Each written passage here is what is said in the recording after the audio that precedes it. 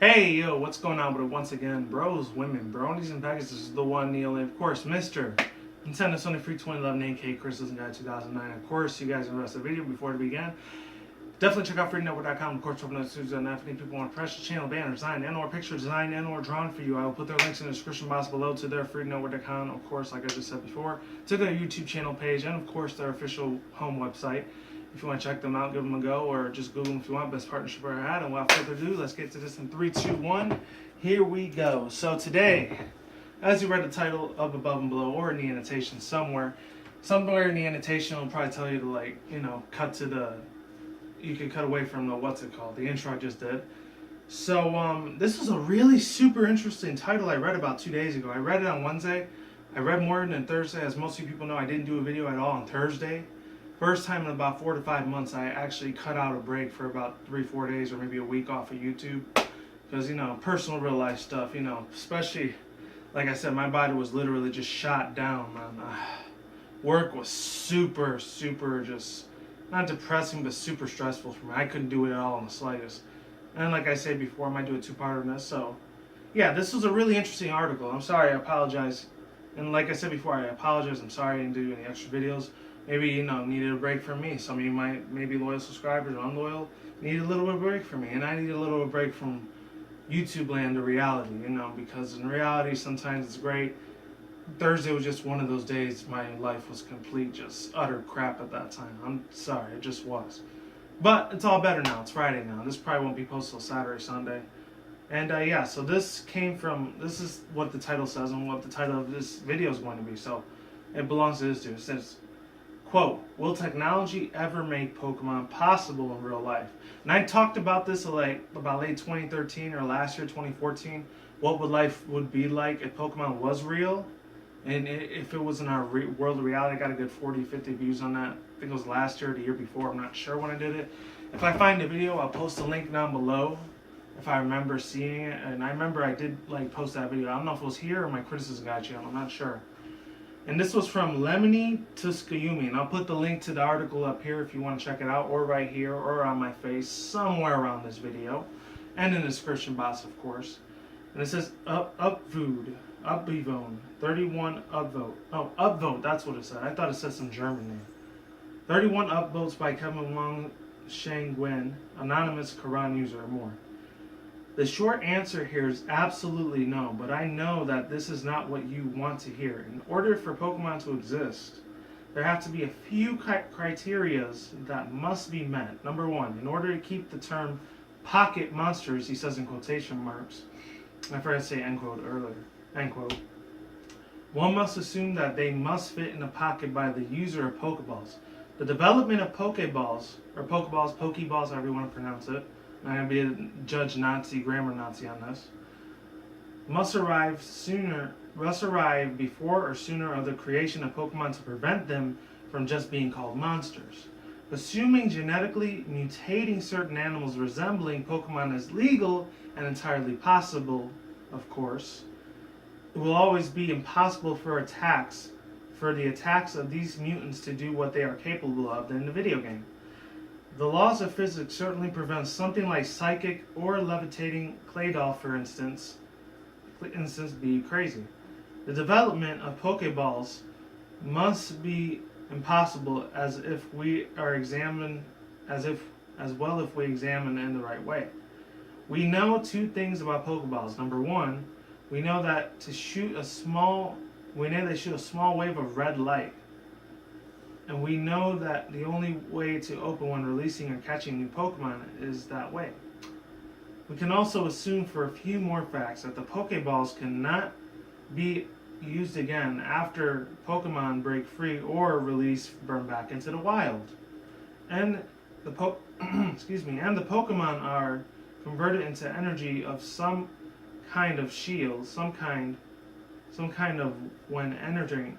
This person really wrote this really bad. I'm sorry, Mr. Lemony Tsuki, but you did a really bad job on the pronunciations of something, besides me, I'm going to take the whole blame on it. Alright, now where was I? We know about Pokeballs. Alright. We know they shoot a wave of red light, and we know that they open when releasing or catching new Pokemon. There we go.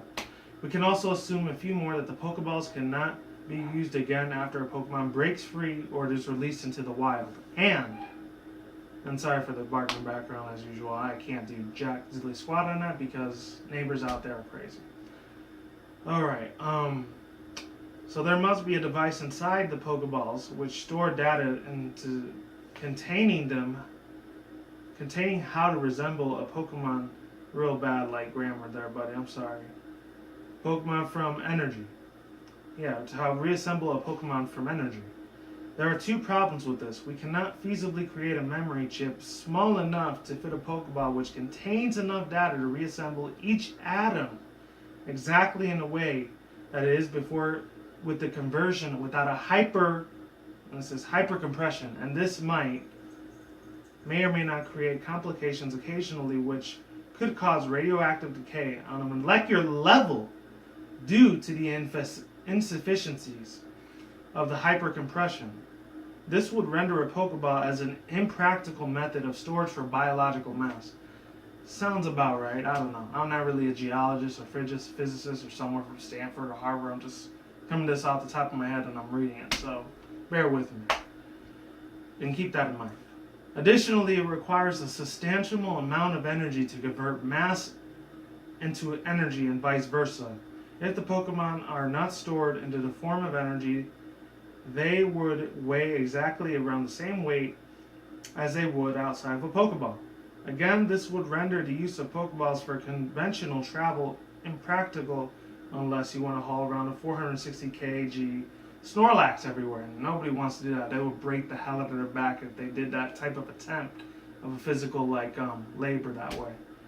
Additionally, it requires a substantial amount of energy to mass into it. No, I just read that, excuse me. So we're left with a genetically mutated furry creatures that cannot be stored into magical spheres or use telekinesis. PETA would throw a fit at anyone who tried to make them. I don't see it ever happening again. Sorry, not again. And I'll read a couple of the things. It says, from Leon Wheelamer, upvote. It is quite possible to create Pokemon through genetic fusions. Types like grass and rocks may need some work, but metal is easiest to create throughout construction and engineering. Some types of Pokemon may need extra steps, like dark types, water types, psychic types, fire types, but the steps will be easy and will need a little extra time to complete. When a Pokemon ages, it should look like it is evolving into a new creature. This is only way of evolution, or in this case, puberty of sorts.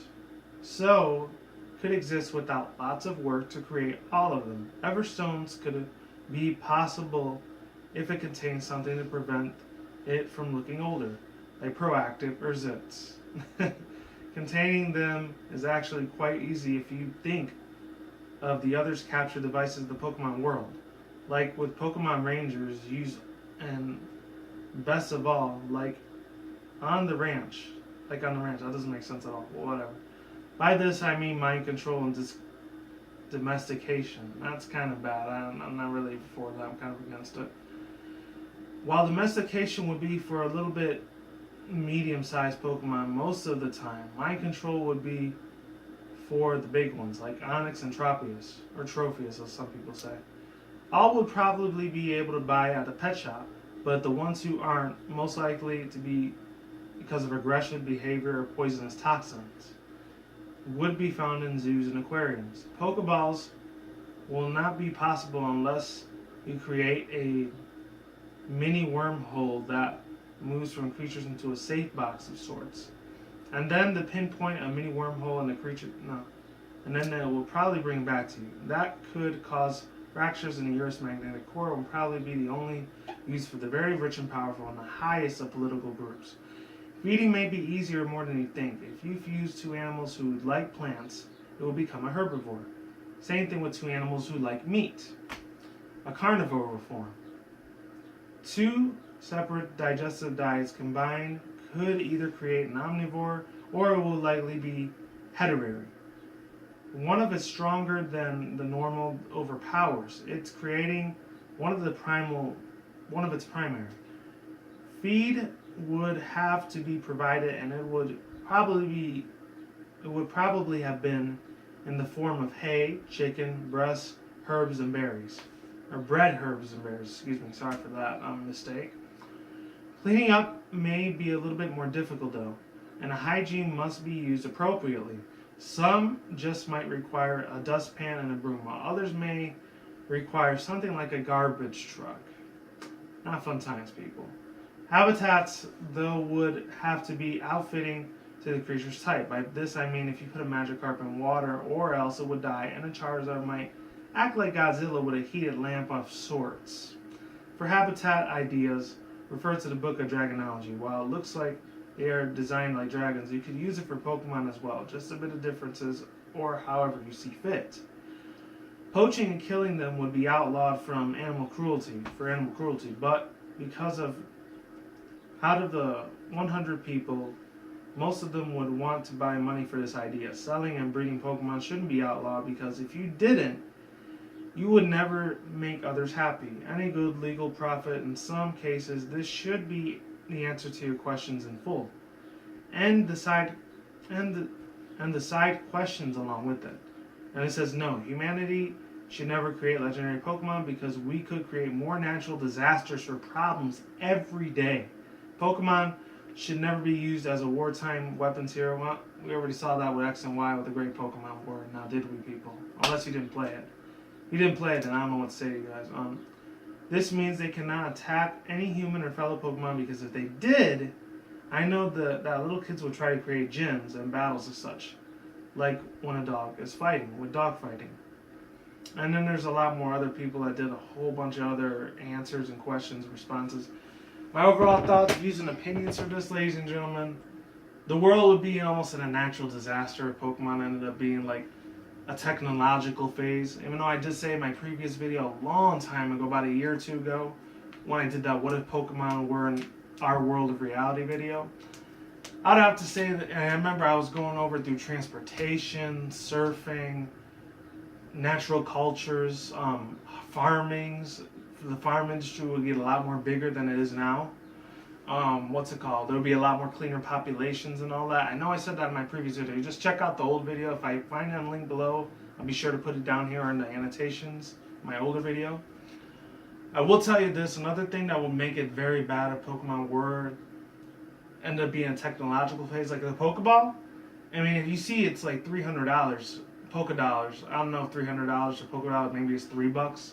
That roughly translates to $3. I don't know, $30 if it's 300.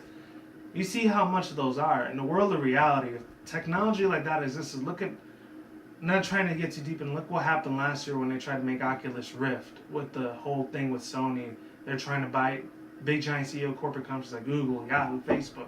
They're trying to buy all these things like Oculus Rift or all these simulator things that you put in your glasses that kind of look like this a little bit, you know, like that.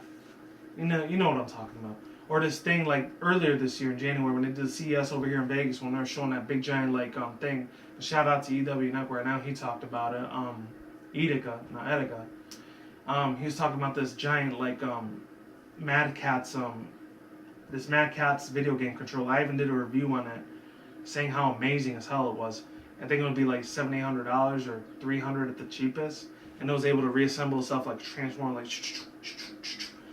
I mean, imagine that with the technology of a Pokeball. That would be a crap ton of money that the government would have to make.